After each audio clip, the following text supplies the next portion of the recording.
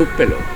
এখন হচ্ছে যে একটা উন্নত মানের শিক্ষা প্রতিষ্ঠান এটাকে রূপান্তরিত করা।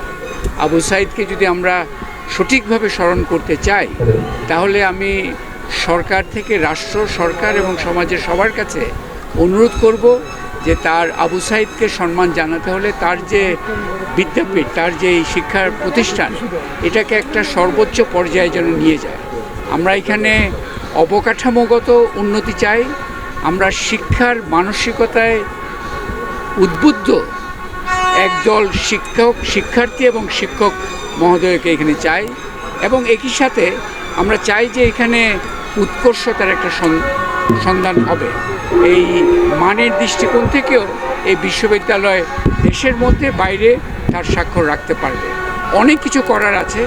আমি আশা করব যে আজকের এই অত্যন্ত আনন্দঘন যে একটা উদযাপন আমরা করছি, এটা নিছক একটা আনুষ্ঠানিকতা হবে না, এটা আমাদের সকলকে আবারও অনুপ্রাণিত করবে স্ব জায়গা থেকে এই বিশ্ববিদ্যালয়কে আমরা বিশ্বমানের পর্যায়ে নিয়ে যাওয়ার জন্য যা যা করার সেটা করতে আমরা সচেষ্ট হব।